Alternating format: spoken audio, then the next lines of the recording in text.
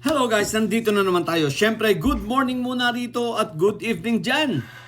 At eto CJ Hero is back. Okay. Guys, eto pinanood ko medyo mahaba-haba itong kanilang itong inilabas na video na pinang-extortion nitong sila PGMN itong sila Franco. At yun nga, medyo mahaba-haba at nakakatawa Yun na pala yun. What the heck, puro recycle. Alam nyo guys, ang mga pinagkunan nila ng mga ang pinagkunan nila ng mga referensya, syempre yung hearing sa Senado, marami doon na mga hearing sa Senado. Isa-summarize ko na lang baka tamad kayong manood, pero kung gusto nyo panoorin kayo na lang, pero walang kakwenta-kwenta, okay? So, kaya isa-summarize ko na lang. So, ang pinagkunan nila at ang pinapakita nilang matibay na ebidensya nila ng korupsyon ni Kong Martin Romualdez ay si Gutesa, di ba? Isama mo pa dyan ang Diskaya. Isama mo pa dyan yung dalawang nag-witness na yung nag-deliver daw ay nagpatunay na bahay ni Kong Martin sa Forbes. Yung dalawang babae ba? At yun, sila Gutesa, yun lang naman yun ang mga kanilang mga witness na nagpapatunay. So So dahil doon, pinapatunayan na nila na si Kong Martin ang siyang talagang mastermind. At eto pa, matutuwa ka pa mga pink, makinig kayo Patibao, extra ka doon. Kasama ka doon si Kristan, si Patibao, si Nico David, yan. Kasi nakaano rin doon, may mga clips din doon about sa pinagtatanggol nila si Kong Martin. So, medyo may naobserbahan ako, puro pink. mukhang ang direksyon talaga nitong mga ito, tirahin ang pink. So, ito ay indikasyon na nararamdaman nila na mukhang manggagaling sa pink ang magiging pambato sa presidential sa 2028. Either pink or dilawan. Bakit? Kasi yung mga kinote nila na mga na mga at kinuha mga clips ng mga video galing sa mga pink Si Patibao, si Kristan, si Nico David. Patibao, na extra ka pa. So ngayon, i-discuss din niya ron ang patungkol sa budget ng Kongreso, ganyan. I-discuss yun, karamihan ay sa hearing sa Senado. Sa madaling salita, walang bago. Sa madaling salita, mukhang paspasan ang ginawang mga pagdokumento at ang pag-research na ginawa nila ay hindi talaga research na malaliman.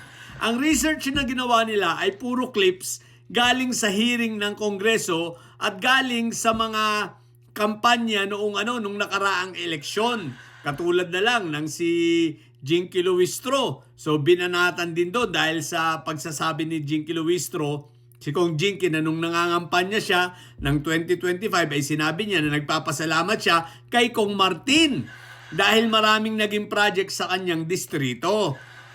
So isa yon sa mga kinuhang clips. So katawa-tawa, tapos kinuha nila yung mga clips galing sa mga, syempre sa mga against dito kay Kong Martin, kila Toby Chanko.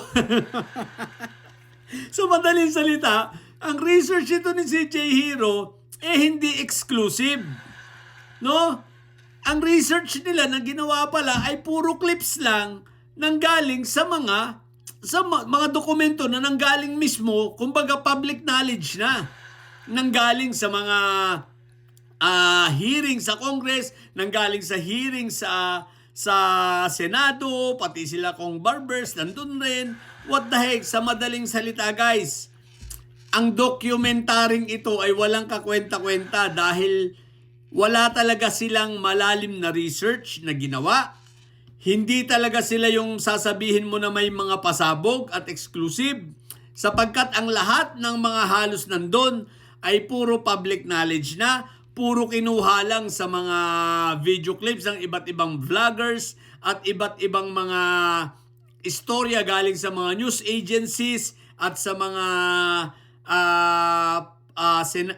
hearing ng Senado at Kongreso. So ngayon, ang tanong ko, ito na ba yung pasabog nyo? Ang magtataka ka lang rito ha. Diniscuss pa nga nila kung yung mga nakakulong. Ang nakulong lang daw ay si Diskaya. Aba, pati si Bong Revilla, bumait pa bigla. Pinabait pa nila si Bong Revilla at si Bong Revilla daw, si Agimat ay biktima lang. At maging itong sila Diskaya, pinalalabas nila ron ay mga biktima lang. Dahil mga small fish daw. Pati itong mga district engineers ay mga biktima rin lang. What the heck? Paano naging biktima yun? Kumita ng limpak-limpak na salapi yun. Kumita ng mga bilyon-bilyon yun kung hindi man milyon-milyon din yung iba. O diba? Paano naging biktima? Tatanga-tanga ka naman, CJ. Diba? O sa madaling salita, ito naman ang ito ang pinupunto natin. Bakit walang demanda galing sa inyo si Kong Martin? Bakit ang tagal? Yan na ba yung ebidensya nyo? Ang ebidensya nila puro chismis. Naalala ko kasama sa clippings doon si Saldiño. Na si Saldiño hindi pa nga ngayon malaman kung tunay ba na siya talaga ang nagsalita nun o AI. Yung naka-brown jacket si Saldiño, kasama yon. Ginamit nila yun. What the heck talaga. Kaya nga marami ron ay chismis. Ang tanong ko sa mga chismis na yun, nakasuhan nyo ba si Kong Martin? Diba? Dapat kinasuhan ninyo. Diba? Pero magtataka kayo dun Aba. Mukhang wala yung ibang mga senador at mga congressman na involved sa flood control. Hindi nabanggit Hindi nga dun binanggit si Marco Tae. Diba? Wala Ang mga ipagtataka mo lang rito guys hindi nabanggit si Chis Escudero, si Quick Belt, wala si Joel Villanueva, wala yung asawa ni Marco Tae na nakinabang, di ba? Ang lahat ng tinitira doon ay patungkol sa kay Kong Martin, kasama pati si Congressman Yeda Romualdez, at ito pa pati si Guanzon naka-feature din kasama sa in-interview.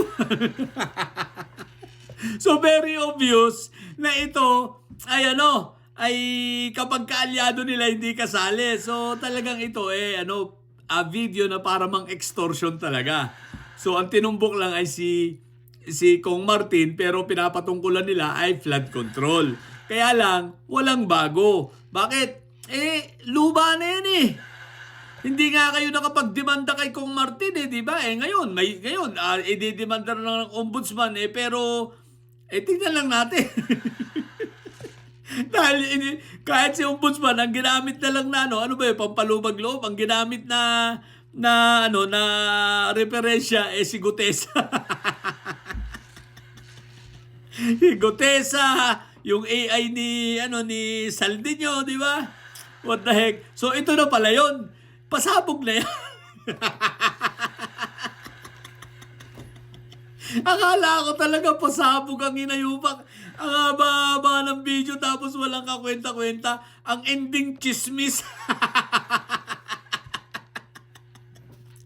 Pag isa-summarize mo, i-analyze mo, ang ending chismis. What the heck? PGMN, CJ Hero, huwag kang tatanga-tanga naman. Grabe naman. Grabe katanga naman ang video mo. Yun lang. Nakakatuwa. Yun na pala yung pasabog nila. Tapos, ang extortion, 300 million. What the heck? Akala ko naman talagang pan 300 million yung presyo nung kanyang kanilang pasabog. Yung pala kahit 2,000, hindi mo babayaran. Chismis na chismis. Luma. Walang bago ang putik na yan. Walang bago. So, ito ay obvious na bago lang nila ginawa at paspasan nilang ginawa. Okay? Yun lang muna. Sa mga bobong didilis at paisaya dyan, ang tatay nyo ay preso, ang pipi nyo ay bobo. Manatili kayo mga bobo at paisaya sapagkat ang may side ay laging high blood. Bye!